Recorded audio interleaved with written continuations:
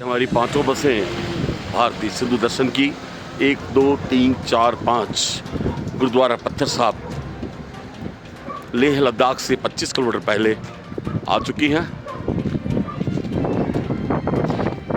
अब यहाँ दर्शन करने के बाद भंडारा छकेंगे हम। भंडारा छकने के बाद लेह के लिए रवाना होंगे।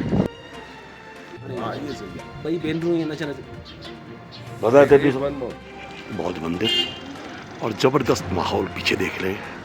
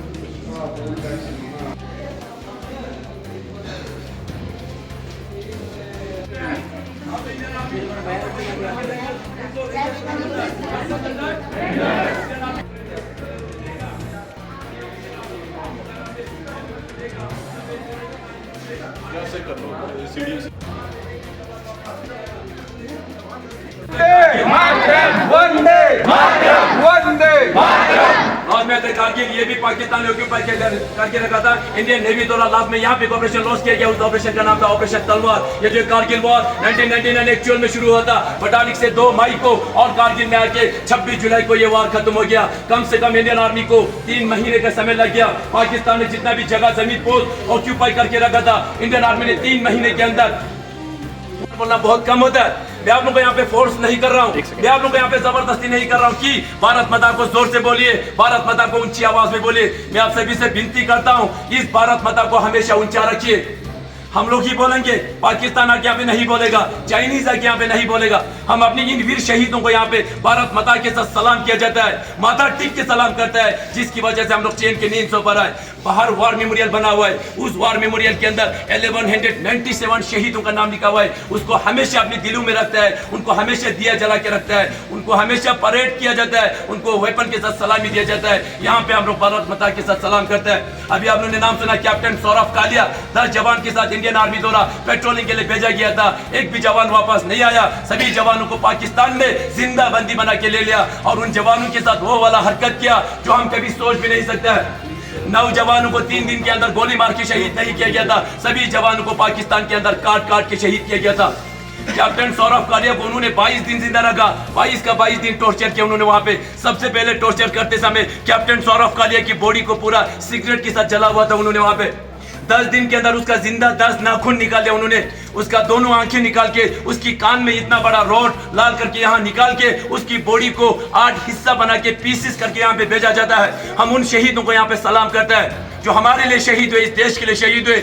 अभी आप लोगों ने नाम सुना यहाँ पे कैप्टन विजय थापर, 22 साल की उम्र में शहीद हुआ था। यहाँ पे 3 महीना हुआ था उसको फौज के अंदर भर्ती होकर, सिर्फ 3 महीना फर्स्ट पोस्टिंग जो उसको कारगिल के अंदर युद्ध लड़ने के लिए। उसको पता चला इसी युद्ध के दौरान मैं शहीद हो जाऊंगा, इसीलिए उसने अपने पापा के नाम 2-3 दिन पहले एक लेटर लिखा था। वो लेटर बाद में मिला, आप लोगों को ओरिजिनल लेटर पढ़ने के लिए इस वॉल के ऊपर रखा हुआ है, द लास्ट पोस्ट करके। ध्यान से सुन लेना उसका लेटर क्या लिखा हुआ है, उसने उसका फीलिंग आप लोग इमोशनल क्या है उसके अंदर। डियरेस्ट पापा mama Fadigan Garami, by the time you get this letter, I will be observing you all from the sky, enjoying the hospitality of Apsaras. I have no regrets.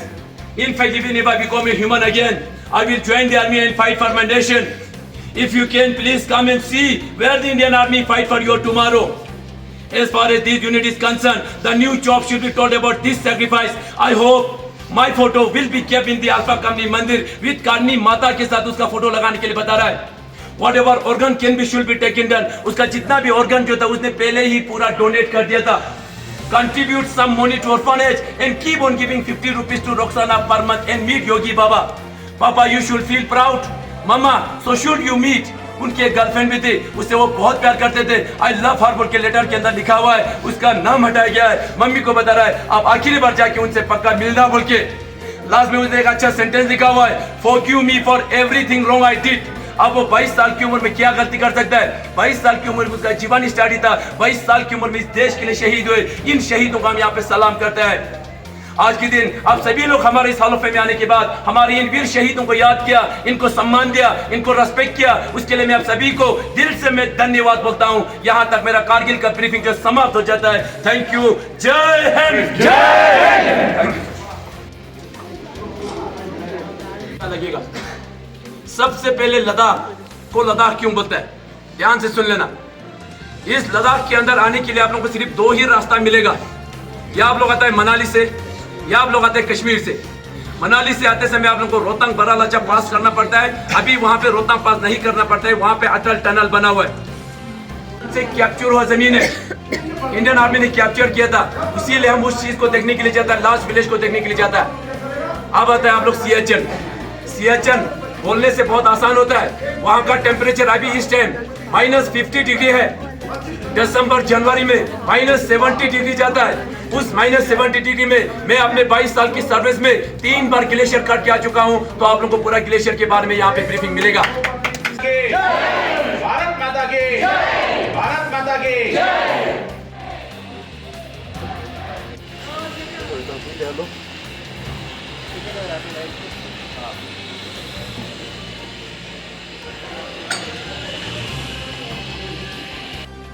जबरदस्त माहौल है। जांबाज जवानों को रक्षा सूत्र बांधती नारी शक्ति हमारी रक्षा करते हैं। सारे देश की बहनों की रक्षा। बहुत बड़ी बात कही आपने।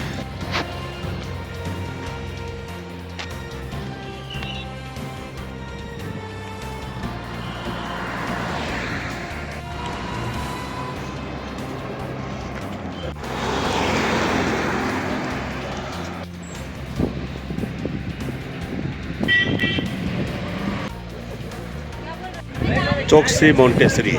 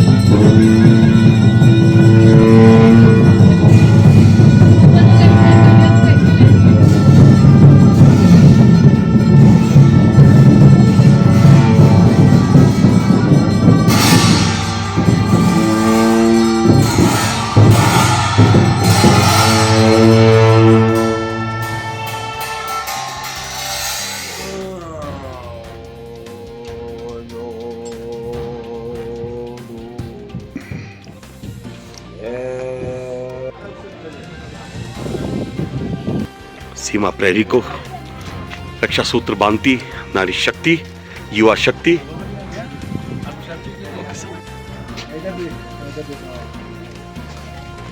Thank you sir.